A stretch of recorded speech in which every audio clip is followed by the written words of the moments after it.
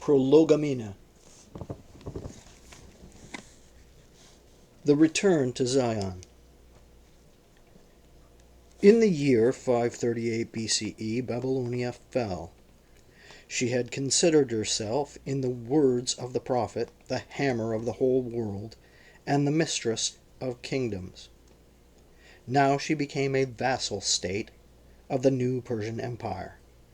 With the conquest of Babylonia, Cyrus became the ruler of an empire stretching from India to the Aegean Sea, and from Armenia to the south of Judea.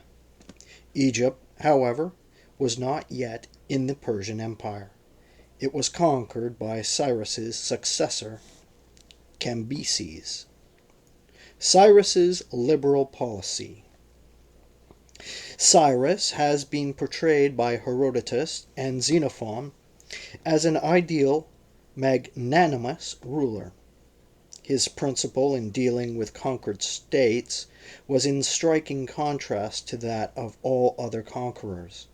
Instead of wrecking temples, he showed respect for the deities of conquered peoples.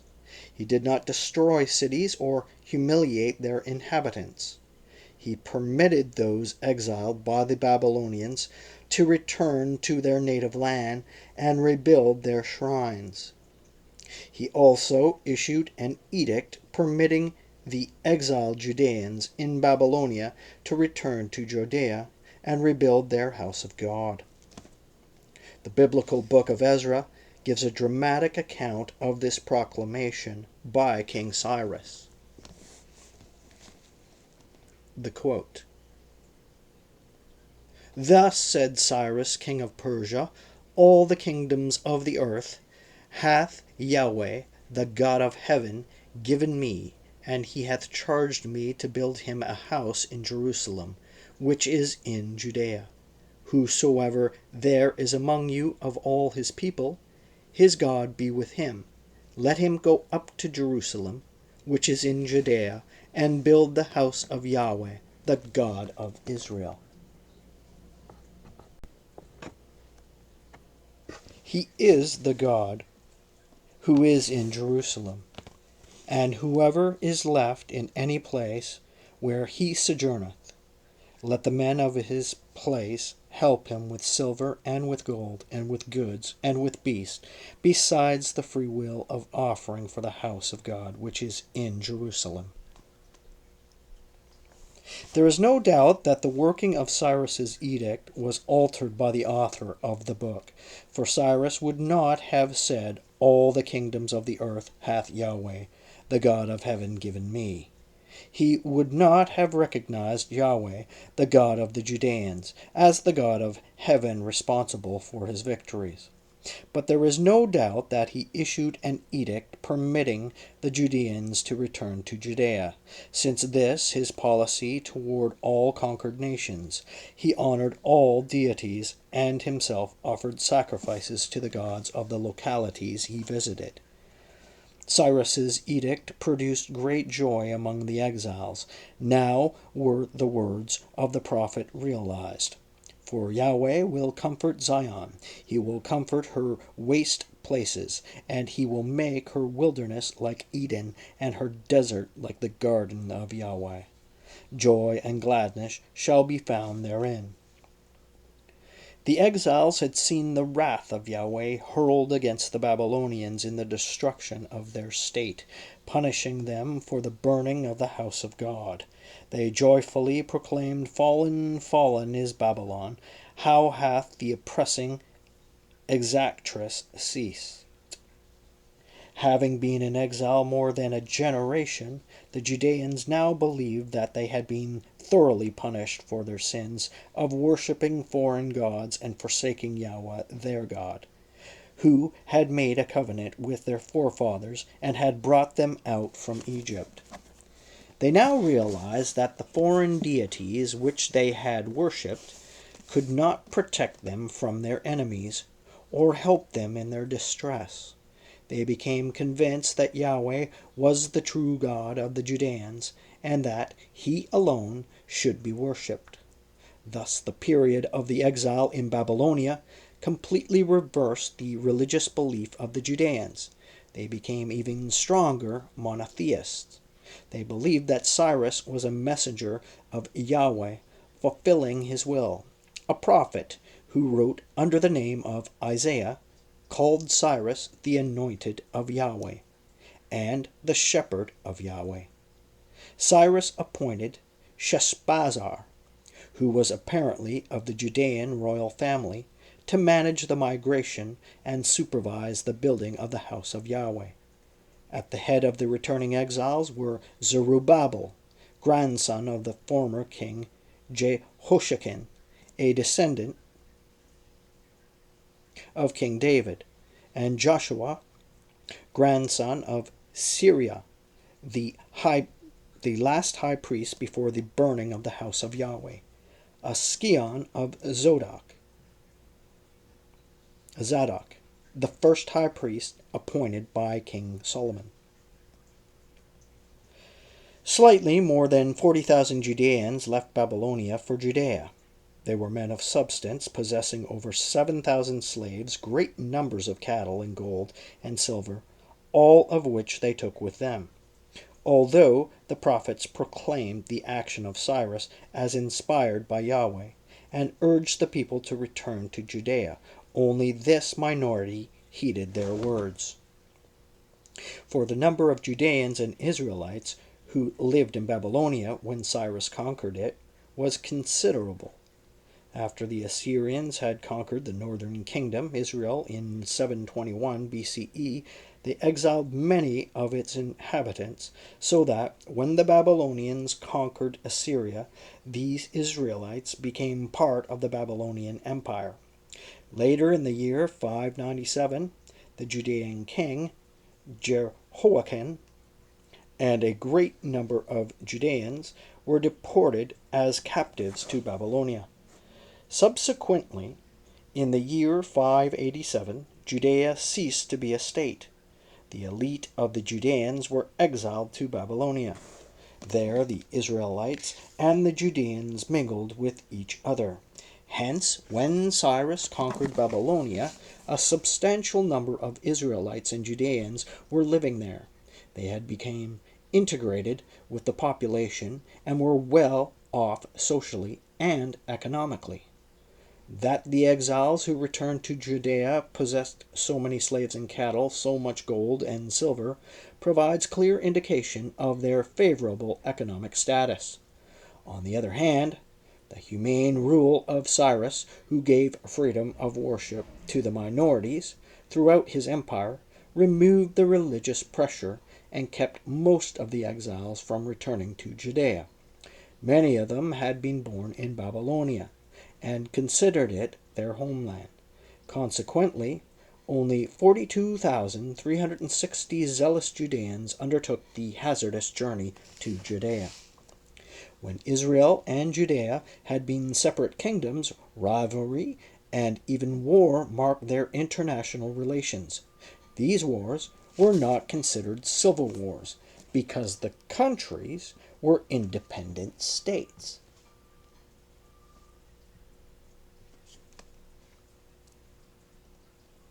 When, however, the Judeans and the Israelites lived as exiles in Babylonia, the prophet Ezekiel endeavored to effect a rapprochement between them.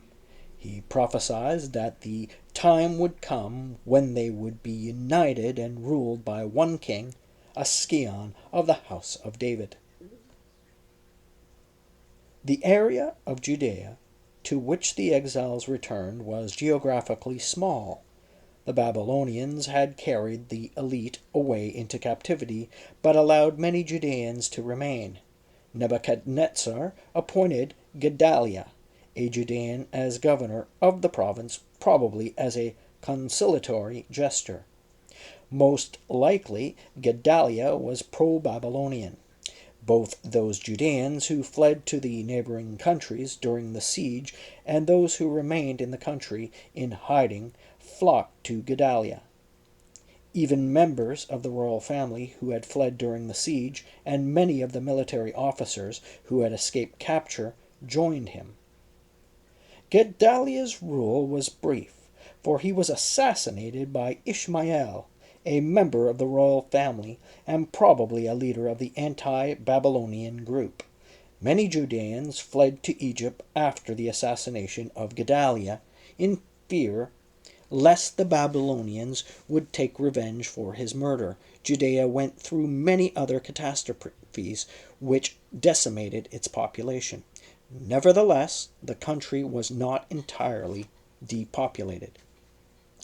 During the period of turmoil which befell Judea, many of the neighboring nations took advantage of its helpless condition and annexed parts of its territory. The Edomites invaded from the south and reached beyond Hebron.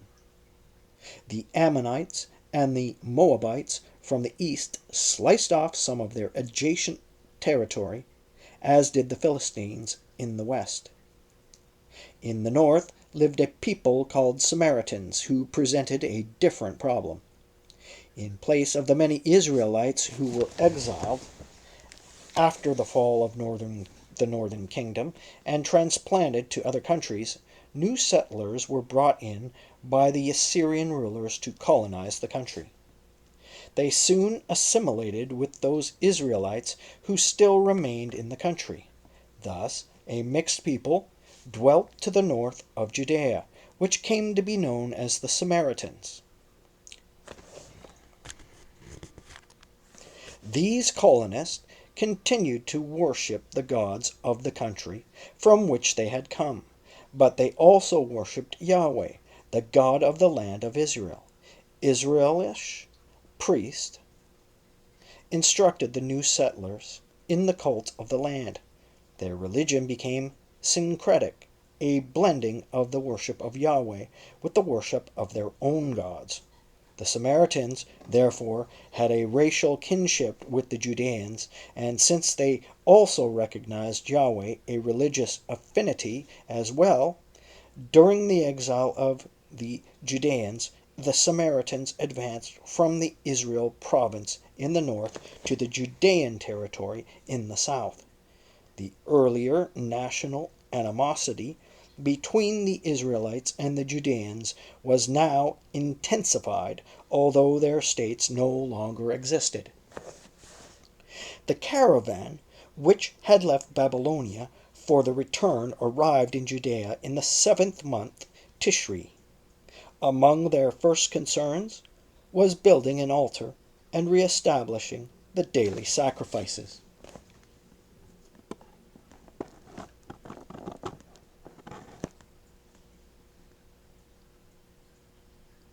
For the first time since their exile, they celebrated the festival of Tabernacles. Probably the foundations for the house of Yahweh were laid soon after their return, but its construction was stopped. Both external and internal reasons compelled this. Building the house of Yahweh. When the Judeans began the building of the house of Yahweh, the Samaritans requested that they be allowed to share in it, since they also worshipped Yahweh. The returned exiles, while allowing them to worship there, refused to let them participate in the building. The Judeans, being strict monotheists, would not tolerate sharing the house of Yahweh with those who worshipped other deities, even though they recognized Yahweh. The former exiles also had a political reason, namely that Cyrus had given permission to build the house of Yahweh only to the Judeans who had been in Babylonian captivity and who were willing to return to their native land. This rejection by the returned exiles embittered the Samaritans. Together with other hostile nations, the Samaritans informed the Persian king that the Judeans, who were building the house of Yahweh, were really contemplating a revolt against Persia. This false denunciation affected the stoppage of the work of reconstruction.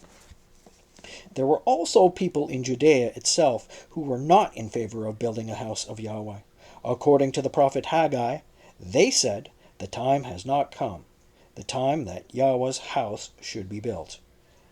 Haggai reproached them for their attitude, saying, it is a time for you yourselves to dwell in your sealed houses, while this house lieth waste.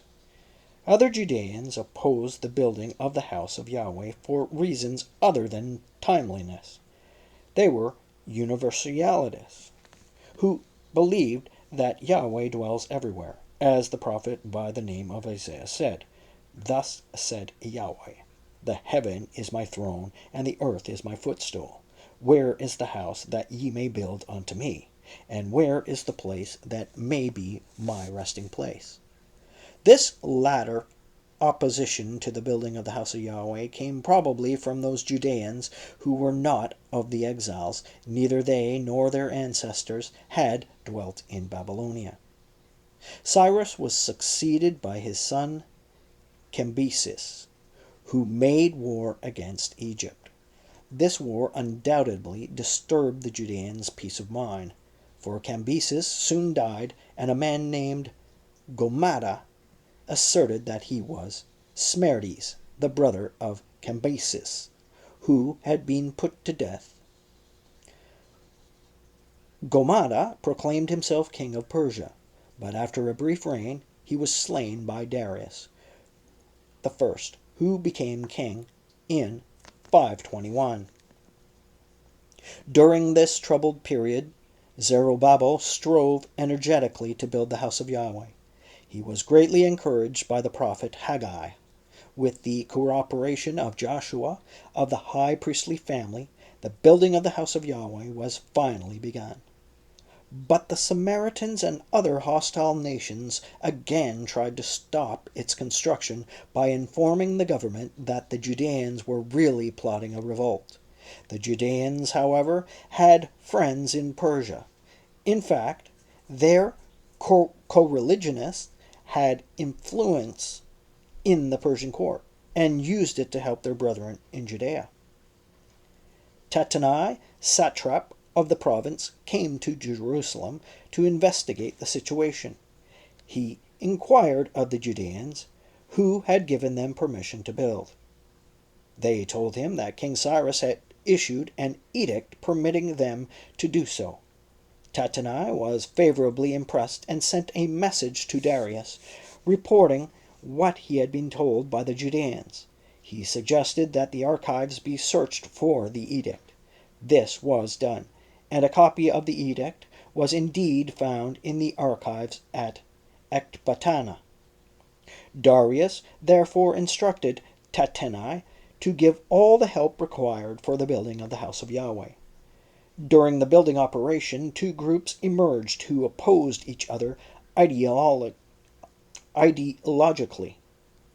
Each had its own views as to the reconstruction of the new community. One group maintained that the new community should be secular and the authority vested in a man descended from the family of King David. Its leader was Zerubbabel, grandson of King Jehoiakim. The other group, whose leader was Joshua, grandson of the high priest Sariah, maintained that the reconstructed community should be organized in a religious basis, meaning that the leadership of the people should rest in the high priest. Zerubbabel had strong support from those Judeans who believed in the universality of God as opposed to the belief in an ethnic God. He was also supported by the prophet Haggai, who declared, in the name of Yahweh, "I take thee, O Zerubbabel, my servant, the son of Shealtiel, said Yahweh, and I will make thee as a signet, for I have chosen thee." Many of the returned exiles who opposed Zerubbabel wanted him to resign his leadership in the building of the house of Yahweh. They were fearful that he was politically ambitious and that the Persian government would suspect them in plotting rebellion, especially since the hostile neighboring nations had already accused the Judeans of contemplating such a revolt and had stated that the house of Yahweh was intended to be a fortress. The prophet Zechariah at first supported Zerubbabel and said in the name of Yahweh, "The hands of Zerubbabel have laid the foundation of this house. His hands shall also finish it." Apparently, Zerubbabel had been contemplating the use of force against the opponents, and perhaps even against the government. Zechariah said to them, "This is the word of Yahweh unto Zerubbabel, saying, Not by night, not by might, nor by power, but by my Spirit." Zechariah tried to effect a reconciliation between Zerubbabel and Joshua. When the Judeans remaining in Babylonia sent gold and silver to Jerusalem, Zechariah stated in the name of Yahweh that crowns were to be made for more men. He further declared that the council of peace shall be between them both. The prophecy was not realized. Peace was not established between the two leaders, nor between their ideologies. The house of Yahweh was completed on the 23rd of the month of Adar, in the 6th year of Darius, in the spring of 515 BCE. There were 7 days of consecration from the 23rd of Adar to the month of Nisan. On the first day of Nisan, the house of Yahweh was dedicated with great joy. Many sacrifices were offered at the dedication. The priests were organized into divisions, while the Levites were divided into their several courses. The 7-day dedication corresponded in time to that of King Solomon, when he dedicated the house of Yahweh. The period from the 7th until the 14th of Nisan was declared a holiday. The paschal lamb was slaughtered on the 14th day. Then the festival of unleavened bread was celebrated for 7 days. With the completion of the house of Yahweh, Zerubbabel's name disappeared. Undoubtedly, Joshua and his religious group won the victory because the returned exiles feared lest the Persian government suspect that they were contemplating independence. Their co-religionists in Babylonia had also opposed Zerubbabel. They were too fearful lest he instigate a revolt and they be suspected of complicity with their brethren in Judea. Whether Zerubbabel left Judea or was executed as a rebel is not known. Joshua became the high priest and the leader of the new community.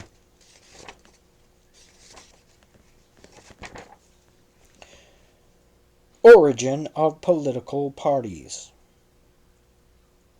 Joshua was supported by the prophet writing under the name of Ezekiel, who propagated the view that the high priest should be the Nasi, the prince, the leader of the people, whose authority was to extend not only over the house of Yahweh, but over the entire people. The prophet, in describing the function of the high priest, never mentions the title high priest, but uses the word Nasi, prince. He mentions cherubim in his description of the construction of the house, although there were no cherubim in the second temple. There is a probability that when Joshua and Zerubbabel built the house of the Yahweh, they placed cherubim in the sanctuary, as did King Solomon when he built the house of Yahweh, but that these were later removed. The defeat of Zerubbabel did not, however, eradicate the view that the new community should be headed by a secular leader rather than by a high priest. The view had many adherents, particularly among those who were not among the former exiles, but had remained in Judea, and among whom there may have been descendants of the royal family. Neither was the view that Yahweh is the universal God eliminated. Many Judeans adhered to this idea and propagated it. The followers of Joshua, the high priest, looked with scorn upon those who opposed the leadership of the family of Zadok, and who maintained that Yahweh was a universal God. They nicknamed those who believed thus Perishim, Pharisees, separatists, who separated themselves from the worship of Yahweh, the God of the Judeans. They regarded the Universalists as heretics, even as in previous times a prophet who held progressive views was called a fool and a man of spirit, a madman. The aforementioned Ezekiel, moreover, who was a staunch supporter of the high priesthood, claimed that only the descendants of Zadok had remained loyal to the service of Yahweh, while the others had gone astray. Those who believed in the supremacy of the high priesthood therefore called themselves Zadokim, Sadducees, adherents of the family of Zadok. That the word Perishim, Pharisees, was applied by the Zadokim as a term of reproach to their adversaries is evident from the fact that the later sages never called themselves Perishim. The word Perishim occurs only in dialogues between the Zadokim and the Perishim, as said the Zadokim, and in retort said the Perishim. The word Perishim in the Talmud has reference only to separatists. It is used to designate individuals who separated themselves from those with whom they had previously been united. No reference to Perishim is to be found in the books of Ezra and Nehemiah. This is to be explained by the tendentious nature of their author. He also ignored the Judeans who remained in the land. The books deal with those who had returned from exile, and their author attributes all achievements to them. They also are credited with building the house of Yahweh. Other groups are disregarded. The Samaritans, the enemies of the Judeans, are also not mentioned by name. The author does not specify who the enemies opposed to the building were. We learn indirectly from Josephus that they were the Judeans who dwelt in Samaria, that is, the Samaritans.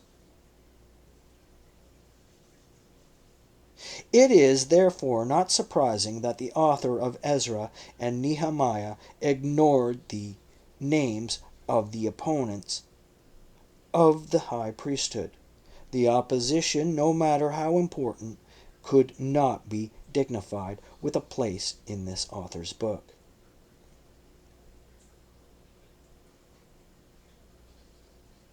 The Pharisees are generally said to have arisen during the Hasmonean period, and to have been an offshoot of the Hasidim. However, no explanation has been offered why they left the Hasidim. No group which endured for so long a period as the Pharisees could have come into existence through the mere whim of a person or a group of persons. There must have been some profound cause, religious or socio-economic, which brought about the genesis of such a group. Parties and sects do not arise nor exist in a vacuum. During the Hasmonean period, there were no religious or socio-economic forces that could have brought about the formation of the Pharisees. The Pharisees were not opponents of the Hasidim. There is no mention in the Talmud of any controversies or dialogues between the Pharisees and the Hasidim. The Talmud does record controversies between the Pharisees and the Sadducees. Perushim, as a term of reproach, was employed against them by the Zadokim. At the time of the revolt against Antiochus Epiphanes, when the Hasmonean family came into prominence, the high priests of the Zadokite family were discredited by the people. They were held responsible for the defilement of the temple. It is improbable that the high priest of the Zadokite family termed their opponents Perushim, or Pharisees, separatists. From whom or from what did they separate? The Perushim were religious people, while the high priest of the Zadokite family accepted the decrees of Antiochus Epiphanes. A popular view holds that the term Perushim, Pharisees, or Separatists was so used by the members of this group themselves because they separated themselves from the Ame Haaretz, the ignorant people, who were not sufficiently scrupulous in the observance of the laws of purity. It cannot be too strongly emphasized that there is no mention in the Talmud of any opposition between the Perushim and the Ame Haaretz. Opposition and disputes are recorded only between the Zadokim, Sadducees, and the Perushim, Pharisees. Antagonism could have occurred between the groups in Judea only at the time of the building of the house of Yahweh, the difference being on the basis of ethnicism versus universalism. It is understandable that those who adhered to the view of the universality of God and held that the leadership should not be vested in the high priest should be called Perushim, by those who adhered to the traditional view that the God of Israel is an ethnic God. It is important to repeat that the Pharisees, during the entire period of the Second Commonwealth, stressed the principle of the universality of God and adhered to the view that the leadership of the people should be vested in a scion of the Davidic family. On the other hand, it was the chief principle of the Sadducees throughout the period of the Second Commonwealth that Yahweh is an ethnic God, and that the leadership of the people should be vested in a high priest of the family of Zadok. This gives us a more comprehensive view of the Sadducees and the Pharisees. All parties and sects, over a long period of time, adopt certain views which they embody in the consolidate with their central doctrine. So the Sadducees and the Pharisees, during their long existence, and as a result of historical events, adopted views to which they had not previously subscribed. These views were reshaped by them in accordance with their philosophies. Ezra and Nehemiah. The book of Ezra states that Ezra of the high priestly family of Sariah left Babylonia for Judea in the 7th year of Artaxerxes, accompanied by other priests and Levites. The book of Nehemiah, on the other hand, tells us that Nehemiah went to Judea in the 20th year of Artaxerxes. There were, of course, two kings named Artaxerxes. Artaxerxes I, Longimanus, who reigned from 464 to 424, and Artaxerxes II, Memnon. Oh my God. Menemon. Menemon, who reigned 404 to 359. Some scholars are of the opinion that the return of Ezra and Nehemiah to Judea occurred during the reign of Artaxerxes I. They hold that Ezra came to Judea in 458 and Nehemiah in 445. Others maintain that they were active during the reign of Artaxerxes II, which would bring the return of Ezra to Judea in the year 397, and that of Nehemiah in 384. Due to ambiguities and dislocation of passages in these books, some scholars maintain that Nehemiah was the first to come to Judea and was followed by Ezra. Others argue that the man Ezra, as described in these books, never existed at all, that he was a mythical figure. As proof of this, they point out that Ben Sirah in his book gives a list of the main leaders in Jewish history, but makes no mention of Ezra, though he does mention Nehemiah.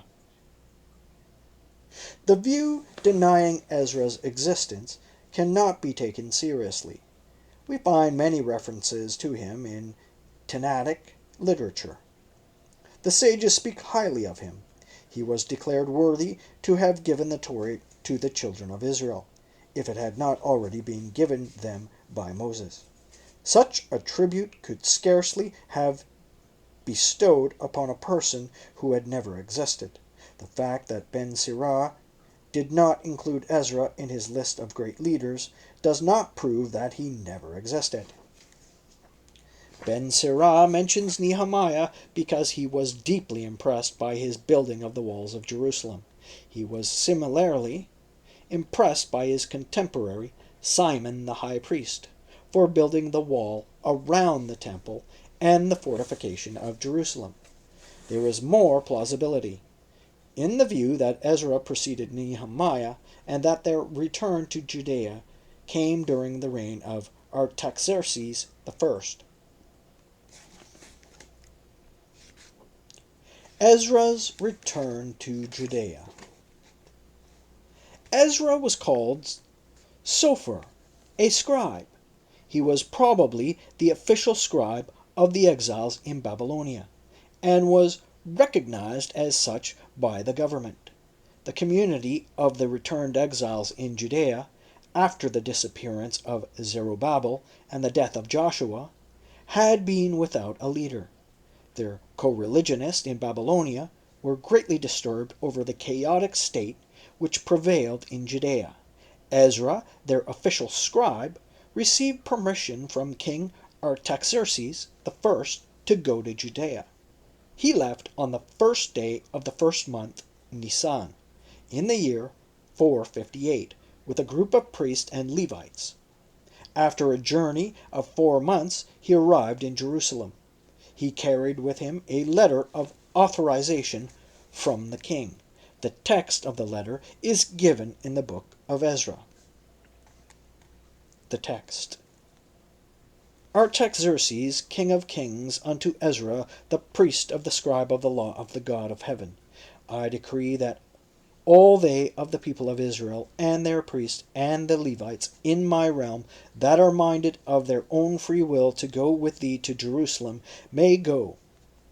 First, Artaxerxes the king do decree to all treasurers that are beyond the river, that whatsoever Ezra the priest, the scribe of the law of the God of heaven, shall require of you, be done with all diligence, unto 100 talents, and to 100 measures of wheat, and to 100 baths of wine, and to 100 baths of oil, and salt, without prescribing how much. And do thou, Ezra, after the wisdom of thy God, that is in thy hand, appoint magistrates and judges, who may judge all the people who are beyond the river, all such as know the laws of thy God, and teach ye him that knoweth them not. And whosoever will not do the law of thy God, and the law of thy king, let judgment be executed upon him with all diligence, whether it be unto death, or to banishment, or to confiscation of goods, or to imprisonment. The letter may not be an authentic copy of the original decree. However, there can be no doubt that the Artaxerxes gave Ezra a letter of authority of However, there can be no doubt that Artaxerxes gave Ezra a letter of authorization empowering him to administer and promulgate the law of his God among the Judeans. The Persian government in general favored the rule of subject peoples by their own priest. Hence King Artaxerxes authorized Ezra, already known in Babylonia as the religious leader of the Judeans, to rule in Judea both in religious and secular matters. As a result of this decree, together with the victory of Joshua over Zerubbabel, the high priest became the sole ruler from the Persian period to the time of the independence of Judea. He was responsible to whatever government ruled over Judea, whether Persia, the Ptolemies, or the Seleucids. Although the office of the high priesthood was hereditary, no high priest could assume the office unless he was sanctioned by the ruler of the country. Upon arriving in Jerusalem, Ezra placed the gold and silver vessels presented to him by the Persian government in charge of the priest. Those who accompanied him on the long journey offered 12 bulls as sacrifices, symbolic of the 12 tribes of Israel. He delivered copies of Artaxerxes' decree to the king's satraps and to governors beyond the river. Ezra, it must be remembered, was not the governor of Judea, but served as religious authority under the supervision of the state satrap. When Ezra came to Judea and learned that many Judeans, even priests, had intermarried with the foreign peoples, he was indignant. Intermarriage is prohibited in the Pentateuch, but only with the 7 nations who were the original inhabitants of the land of Canaan. The Judeans, moreover, were monotheists, who believed that Yahweh was their God because he had made a covenant with their forefathers. Hence, those who were not descendants of Abraham, Isaac, and Jacob could not join them. Yahweh had chosen the children of Israel as his people, a holy people. Believers in an ethnic God could not accept converts. The Pentateuch never refers to proselytism.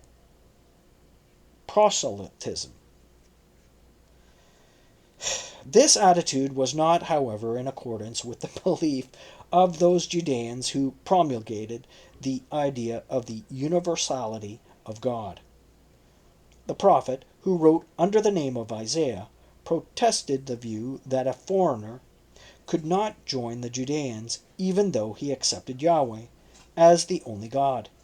He declared, "Neither let the foreigner that hath joined himself to Yahweh speak, saying, Yahweh hath utterly separated me from his people. Also the foreigners that join themselves to Yahweh to serve him, and to love the name of Yahweh, to be his servants, every one that keepeth the Sabbath from polluting it, and taketh hold of my covenant. And I will bring them to my holy mountain, and make them joyful in my house of prayer." Later, when the universality of God became the norm of the Judeans, proselytes were welcomed. Ezra was so distressed over the situation that he fasted, rent his garments, and plucked the hair from his head and beard. He made confession to God and said, "For we are bondmen, yet our God had not forsaken us in our bondage, but had extended mercy unto us in the sight of the kings of Persia, to give us a reviving, to set up the house of our God, and to repair the ruins thereof, and to give us a fence," a protection, "in Judea and in Jerusalem. And now, O our God, what shall we say after this?"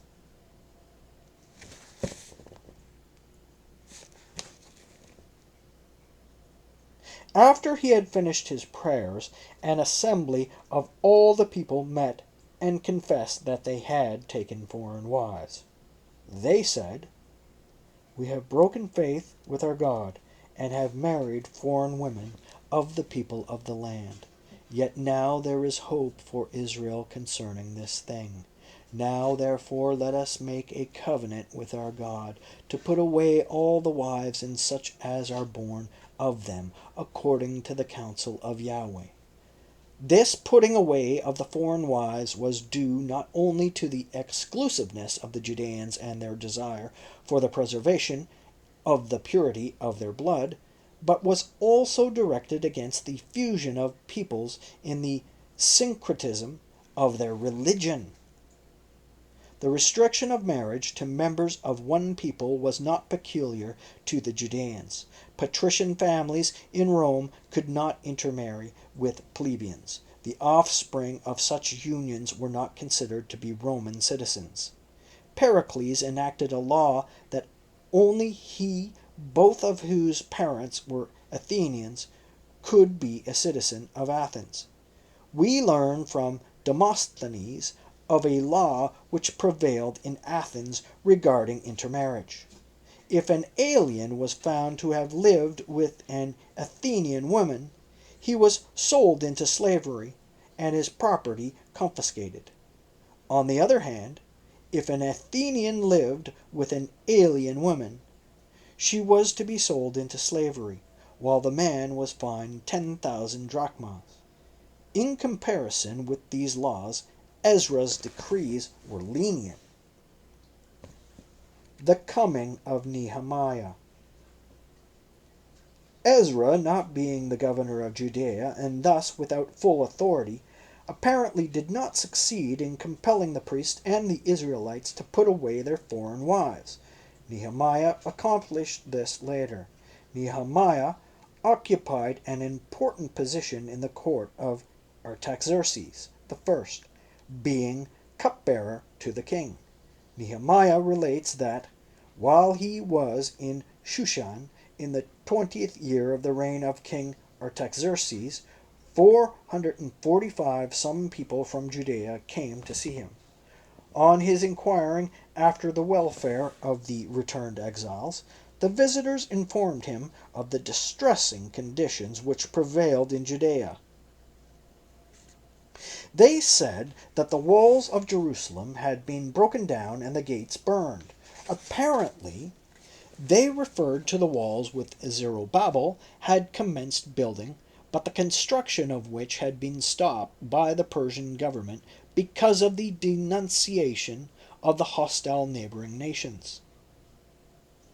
Greatly affected by the distressing news, Nehemiah prayed and sought divine guidance on how to proceed in helping his brethren in Judea. In the spring of 444, while Nehemiah was performing his duty as cupbearer to the king, Artaxerxes noticed the downcast expression on his face, and asked what troubled him. Nehemiah seized the opportunity, taking advantage of the king's mood, to tell him of the situation in Jerusalem. He asked how he could feel otherwise, when the city, the place of my father's sepulchres, lieth waste, and the gates thereof were consumed with fire. The king then asked him what he could do for him. If it please the king, and his servant has found favor in your sight, Nehemiah replied, send me to Judea, to the city of my father's sepulchres, that I may rebuild it. The king granted his request and gave him full license, not only to go to Judea and rebuild the walls of Jerusalem, but also to demand from the officials beyond the river the materials for the work.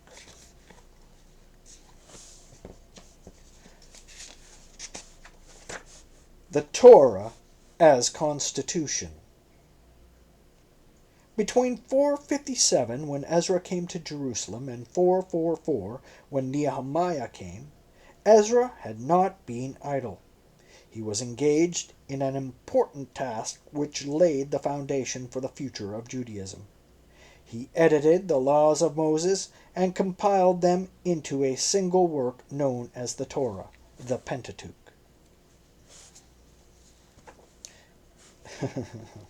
Okay, that's going to stimulate controversy, but it's not a unique opinion. Anyway, the view generally held by most biblical scholars is that the Levitical laws found in Exodus, Leviticus, and Numbers were composed by the exiles in Babylonia, of whom Ezra was leader. The community in Judea, therefore, had no definite knowledge about the laws of Moses before Ezra's arrival. This introduction of the priest codes marked an epoch in the history of Judean religion. According to this theory, according to this theory, the revolutionary change which took place in the Judean religion was wrought by the exiles. It is also maintained that Ezra brought the fullness of Judaism to Judea, and that the Judaism which later developed is the product of the exile. These theories, although accepted by many biblical scholars, have no foundation in fact, since they are not in accord with the critical and historical analysis of the Pentateuch and the time of Ezra and Nehemiah. Easy, rabbis, easy. If it be assumed that the Pentateuch was not known in Judea and was brought by Ezra from Babylonia, the question arises why no reference is made in the Pentateuch to Jerusalem and Zion, which Yahweh had chosen as the place for his house. Deuteronomy merely says the place which Yahweh thy God shall choose, without mentioning any particular place. It is well known that the Samaritans maintain that the shrine to Yahweh should be built on Mount Gerizim, since this mount is mentioned in Deuteronomy as a place for blessing. The building of the house of Yahweh in Jerusalem is a matter of history, for it stood there from the time it was built by King Solomon until it was burned by the Babylonians, not of Pentateuchal reference, as is the case with Mount Gerizim. If the Pentateuch was not known in Judea, it would have been easy for the exiles to interpolate the names of Jerusalem and Zion into the books of Moses in order to counteract the contentions of the Samaritans. We can infer that they did not do this because the book of Moses were well known in Judea. Had Ezra and his associates in Babylonia interpolated Jerusalem, they would have been denounced as falsifiers. The books of Moses, we must assume, were known and regarded as sacred by the Judeans prior to their compilation by Ezra. This explains the repetitions and contradictions that are found in the Pentateuch. For example, the law, "Thou shalt not seethe a kid in its mother's milk," is repeated 3 times. The 10 Commandments are repeated in Exodus and again in Deuteronomy. There are variants in the 10 Commandments. They even contradict one another. According to Exodus, the Sabbath should be observed because Yahweh created the world in 6 days and rested on the 7th, whereas Deuteronomy states that the Sabbath should be observed because Yahweh took the Israelites out of Egypt from the land of bondage.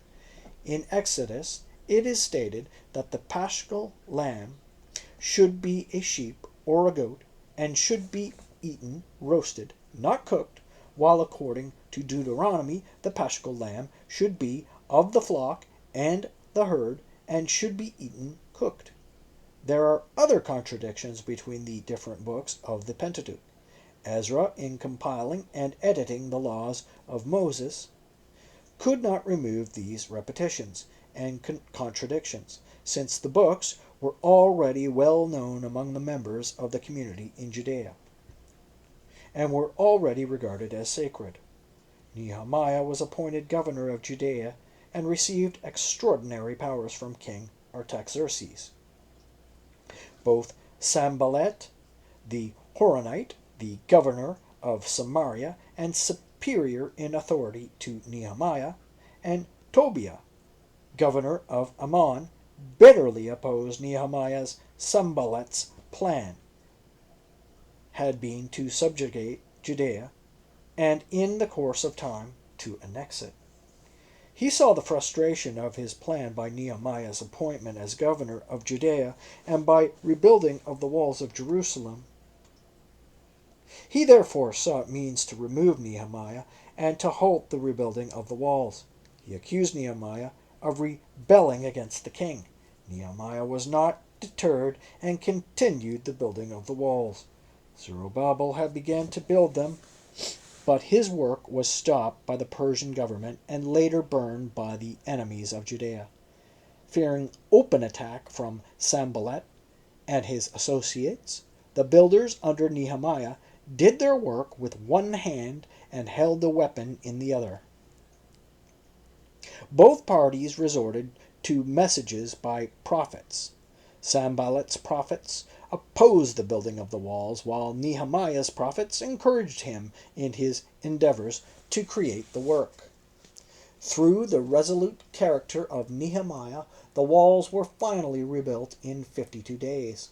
On the 25th day of the 6th month, Elul, the walls were completed, to the great joy of the people. On the first day of the 7th month, Tishri, the people gathered at the water gate and exhorted Ezra, the scribe, to bring the law of Moses, which he had compiled. Ezra stood upon a pulpit constructed of wood, with the dignitaries of the community about him. When he opened the Torah, the people and he blessed the gathering. He read distinctly and diligently. As the festival of the Tabernacles was approaching, he read from the book of Leviticus that myrtle, the palm branches, should be used on this festival, and that booths should be erected within which the people should dwell for 7 days. He read from the book of Numbers that a solemn assembly should be declared on the 8th day of the festival. He also read a portion from the book of Deuteronomy. Thou shalt be altogether joyful on this festival. The Judeans sought to obey the law. They constructed booths and used the prescribed branches and celebrated the festival of Tabernacles for 8 days with great rejoicing. The laws of Moses were read, probably the portions which made reference to the festival. The custom still prevails for the laws in connection with these festivals to be expounded to the people before the festivals of unleavened bread and tabernacles. This custom is of great antiquity.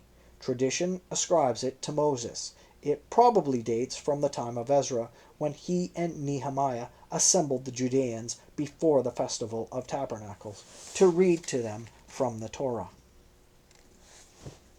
Easy, easy. We read that the Judeans assembled on the first day of the 7th month, Tishri, now known as New Year, since the calendar at this time had not yet been changed. The year did not begin with the month of Tishri. It began with the month of Nisan, in the spring.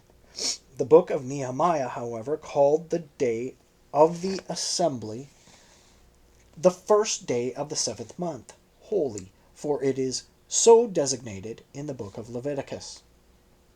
The 10th day of the 7th month is the Day of Atonement, in the account relating that the people assembled on the first day of Tishri, when Ezra read portions of the Torah in relation to the festival of tabernacles. No mention is made of the Day of Atonement. This does not mean that the Day of Atonement was not known to the Judeans. The festival of tabernacles is a people's festival, when every person had to dwell in booths during the holiday and participate in the ceremonies. But the people did not participate in the ceremonies on the Day of Atonement. It was observed only in the temple, and the ceremonies were performed by the priest. The people, however, fasted. Before the festivals of the unleavened bread and tabernacles, the people assembled to receive instructions, but they did not assemble to receive instructions before the Day of Atonement. The people assembled also on the 24th day of the 7th month. As was the custom at any solemn gathering, the people fasted. The Torah was read for 6 hours, and this was followed by 6 hours of worship through confession. This custom was a novelty in the manner of worship. Hitherto, confession was always connected with sacrifices, but here no mention is made of sacrifices. The people made a covenant with Yahweh, accepting him as the only God and specifying that only he should be worshipped. This covenant implied that the Pentateuch was canonized and had become the constitution of the people, and that all of its injunctions had to be followed. The 24th day of Tishri, 444, was a turning point in Jewish history, for on that day the Pentateuch became the constitution of the people. The Pentateuch does not include all the laws that were practiced at the time of its canonization. The laws that were not included are classified as the unwritten laws, in contrast to the laws embodied in the Pentateuch, which are known as the written laws. The unwritten laws are as old as, and some may even be older than, those in the Pentateuch. References are made in the books of the prophets to customs and laws which are not in the Pentateuch. Every people has unwritten laws in addition to written laws. After the redaction of the Pentateuch, controversy arose between the Sadducees and the Pharisees. The Sadducees maintained that only the written laws were binding. The Pharisees held that the unwritten laws were just as binding as the written laws. They further claimed that the Pentateuchal laws were not final, and they maintained that new laws could be enacted by interpretation of the Pentateuchal laws. According to the Sadducees, the Pentateuchal laws were fixed, while according to the Pharisees they were plastic and could be modified in consonance with life. The diversity of their viewpoints stemmed from their differences on the fundamental principles of the Judean religion. Nehemiah's struggle against injustice. Social evils have always been found in human society. A wealthy class and a poor class, exploited by the rich, have existed everywhere.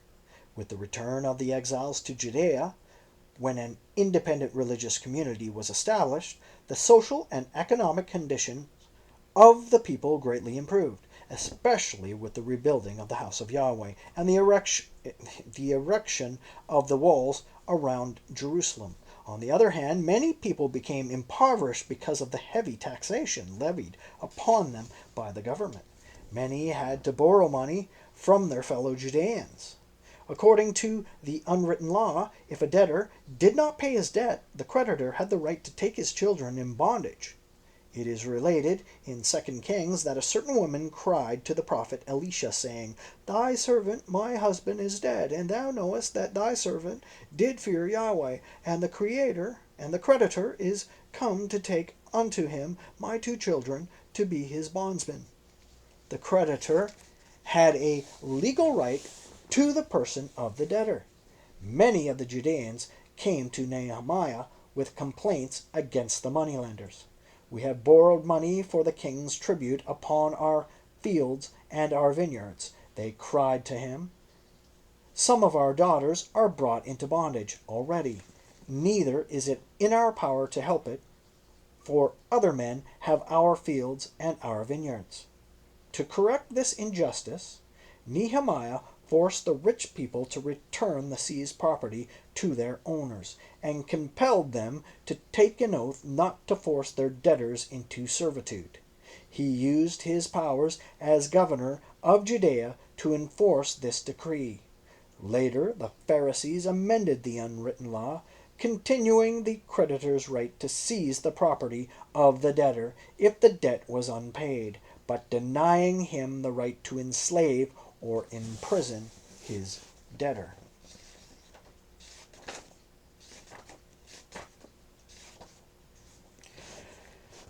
The work of the Great Assembly. A great assembly or great synagogue was convened to make the covenant binding. The leaders of the community, 83 in number, comprising 23 priests, 17 Levites, and 43 Israelites, signed it. Heading the list were the names of Nehemiah and Azariah, the full name of Ezra. At this great synagogue, various enactments were adopted. Among them was an injunction to observe the Sabbath and not to buy or sell on that day. This later injunction does not appear in the Pentateuch. Apparently, This prohibition was an unwritten law. The members of the great synagogue further bound themselves to observe the sabbatical year, and pledged not to intermarry with neighboring nations. The assembly enacted ordinances for the upkeep of the house of Yahweh, and for the maintenance of the priests and Levites, stipulating that every person should pay 1/3 of a shekel annually, although according to the Pentateuchal law, the payment was 1/2 a shekel. The lowering of the amount may have been due to the fact that during the Persian period the shekel was divided into 3 parts. In the latter days of the Second Commonwealth, the Pentateuchal system of 1/2 shekel was reinstituted. The great synagogue instituted wood contributions, the provision of which for the altar was incumbent on the division of priests designated by lot on certain dates of the year. The offerings and the tithes were to be brought to the chambers of the house, and out of these sacrifices on the altar were allotted. The allotments due to the priests and Levites had to be taken from the deposits of the offerings, and the tithes brought to chambers. Jerusalem, the capital of Judea, was sparsely populated. This may have been due to economic conditions, most of the people being farmers. It is also possible that many Judeans did not settle in Jerusalem for fear of being attacked by hostile neighboring nations. Although Nehemiah had built walls around the city, this did not give its inhabitants the assurance of security.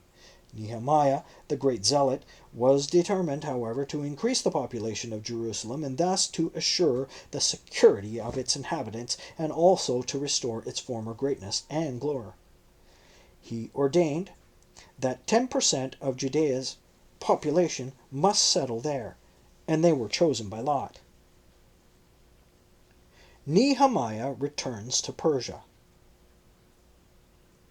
After governing Judea for 12 years, Nehemiah returned to Persia in the year 433 to 432.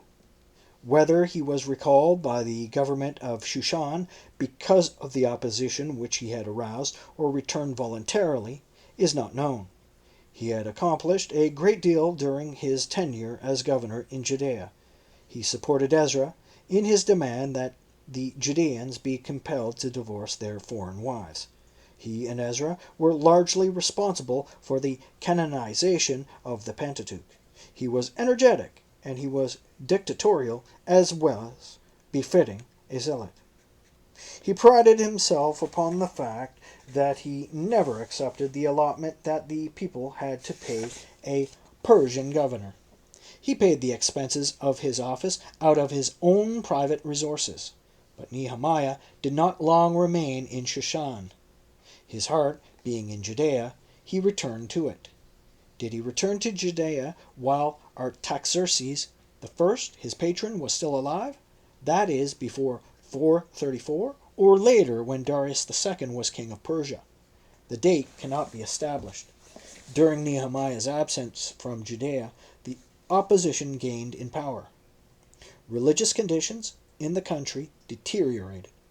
The Sabbath was desecrated, and trading on that day was resumed. The Levites were not paid their tithes, and they left Jerusalem. Hebrew was abandoned, and the language of Ashdod and Ammon were spoken. The high priest Eliashib had given Tobiah the Ammonite a residence in one of the chambers of the house of Yahweh. When Nehemiah returned to Jerusalem and learned of the prevailing conditions, he took measures to correct them. He ejected Tobiah from the chambers of the house of Yahweh. He enforced the observance of the Sabbath. He compelled those who had intermarried to divorce their spouses. The Samaritan Schism.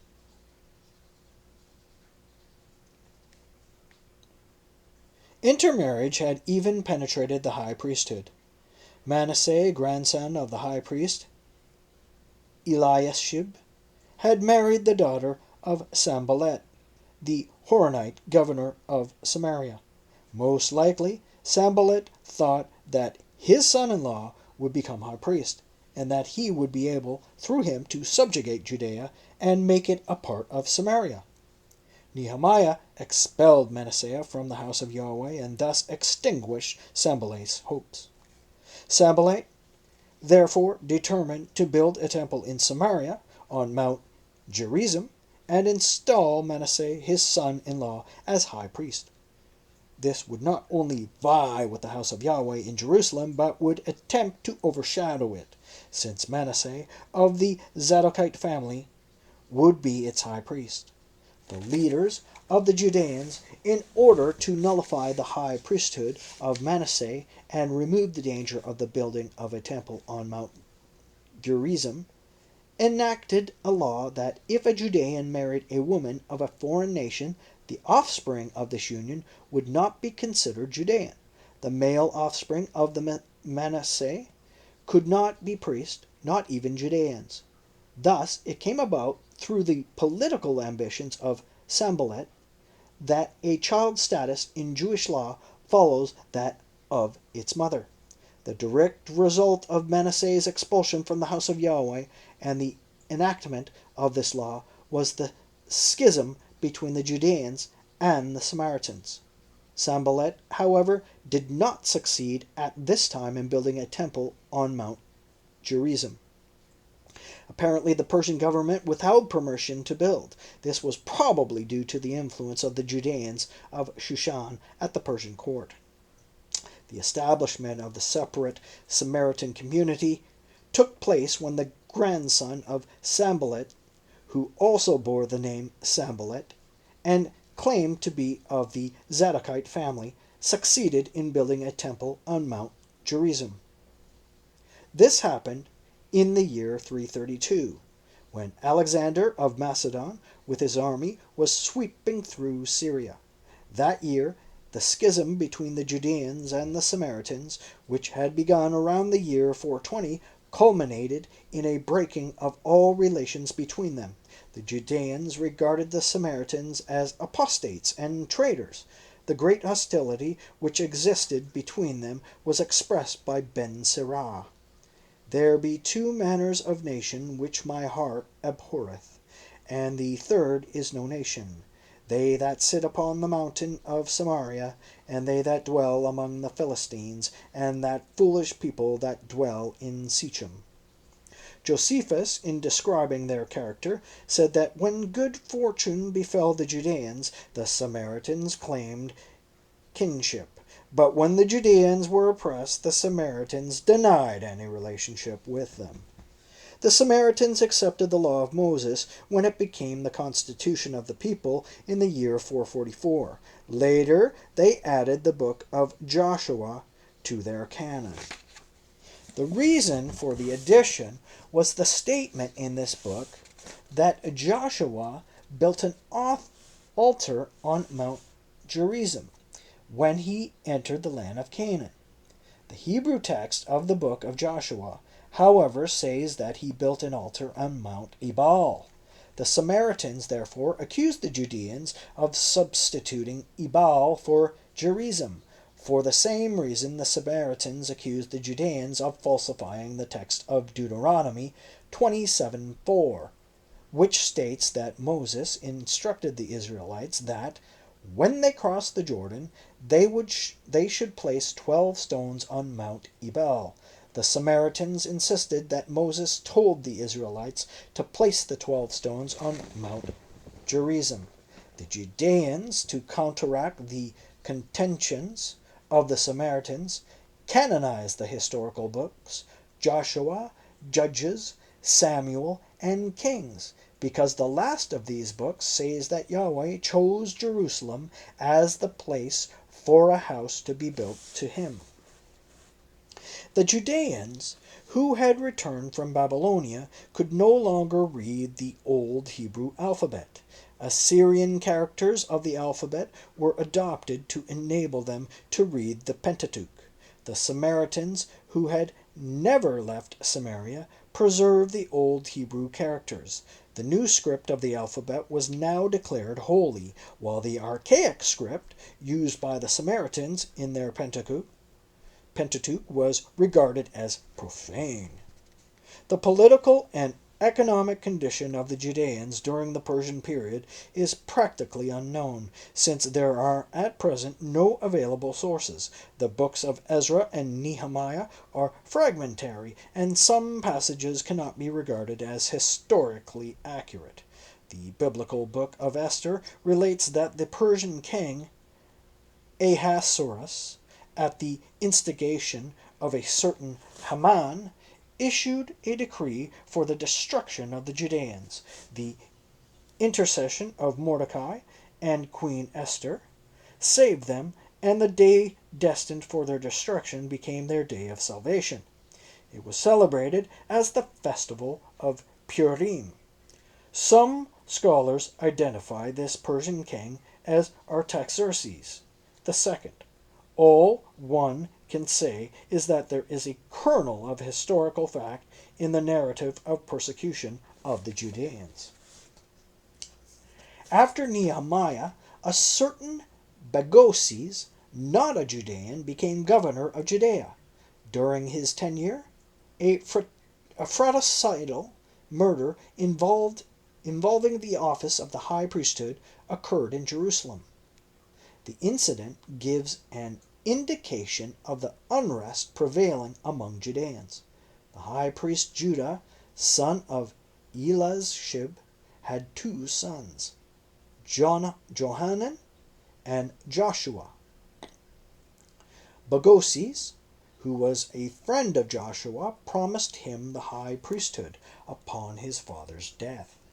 During a bitter quarrel in the house of Yahweh in connection with this office, Johanan killed Joshua. Bagoses used the murder of his friend as an excuse for punishing the Judeans by levying a tribute of 50 drachmas for each lamb brought by the people for a sacrifice. The mere levying of a tribute as a punishment indicates that a feud existed between the two factions. Joshua was apparently the leader of the pro-government party, while Jonathan was anti-government.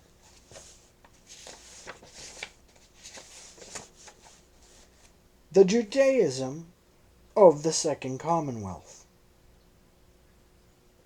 The exiles who returned from Babylonia to Judea, first with Zerubbabel and later with Ezra, did not establish the Judaism that became dominant during the Second Commonwealth. The ideals and ideas expressed in chapters 40 to 66 of Isaiah emerged from the Judeans who had remained in Judea. The idea of the universality of God was developed by them. The books of Haggai, Zechariah, and Malachi were written in Judea. Ezra and Nehemiah, with their followers from Babylonia, did, however, greatly influence Judaism. Ezra was the creator of many institutions. It is true that there was as yet no permanent institution of a great synagogue. Ezra was the first to convene it to decide religious and social matters, so that later, when the Judeans had to make a decision on matters of national importance, a great synagogue was called. Those who participated in the great synagogue were called men of the great synagogue, and its leader was called the head of the great synagogue. It is probable that at this time the reading of the Torah was instituted on Mondays and Thursdays, which were called the days of assembly. The returned exiles also greatly influenced Judean thought and religion. Hitherto, the months were designated numerically. Now they received proper names: Nisan, Tishri, Kislev, Adar, etc. The calendar was changed. A solar calendar had been used in which the day preceded the night, and the new year began with the spring. This was changed to a lunar solar calendar, wherein the night preceded the day, and the year began in the autumn. The change of the calendar aroused great opposition. The author of the book, now known as the Book of Jubilees, strenuously opposed this change. The returned exiles were largely responsible for introducing into Judaism the belief in angels and their functions. This played a considerable part in the widespread acceptance of angelology and demonology among the Judeans. It is said that the proper names of the angels were brought by the returned exiles from Babylonia. There is a statement in the Talmud that prophecy ceased in Israel after the death of Haggai, Zechariah, and Malachi. The termination of prophecy was not accidental. There are no accidents in history, for every event or absence of an event has its significant cause. The reason for the cessation of prophecy was twofold. First, prophets became involved in politics, thus becoming the tools of different political leaders. We have seen how Nehemiah and those prophets who encouraged the building of the walls of Jerusalem, while Sanballat had those who declared against the building of the walls. In the later days of the First Temple, there were prophets who were pro-Babylonian and prophets who were anti-Babylonian. There were true prophets and false prophets. The Judean leaders saw a danger in existence of prophetic guilds and abolished them. Secondly, the cessation of prophecy was due to the canonization of the Pentateuch, by which the leaders sought to have the Judeans resort to the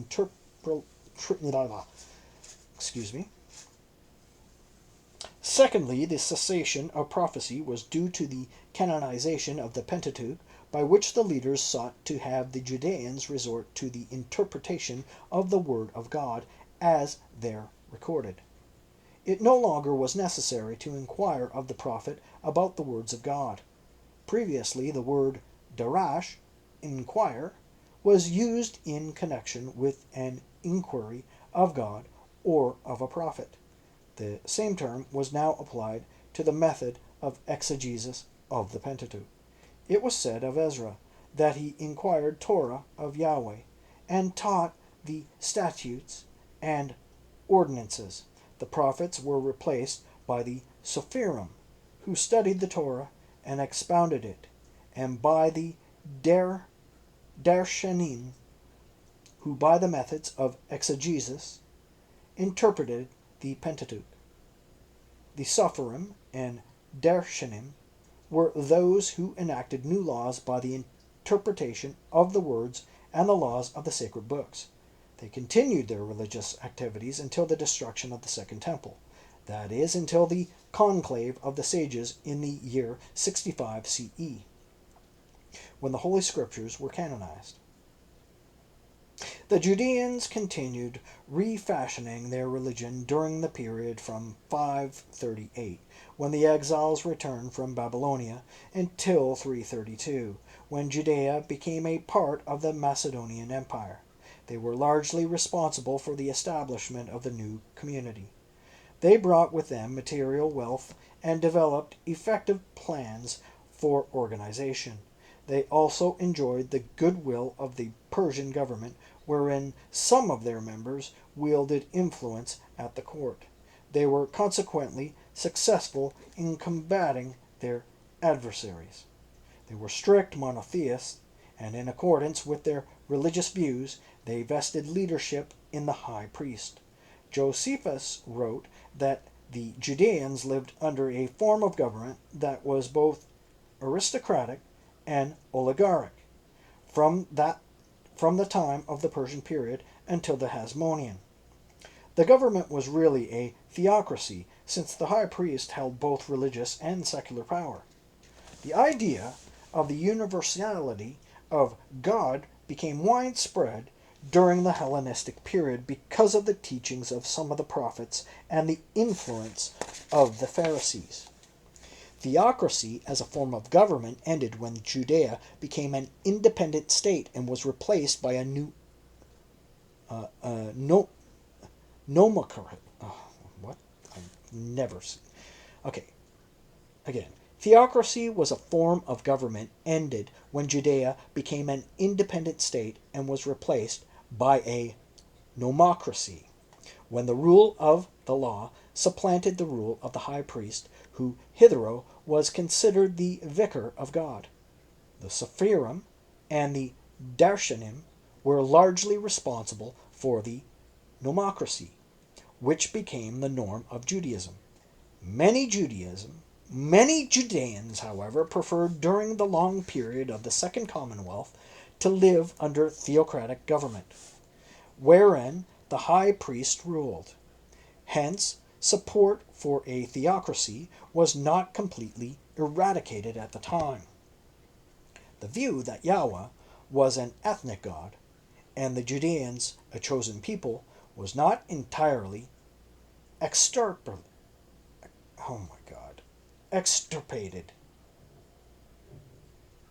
Many Judeans, particularly the Sadducees, adhered to this view.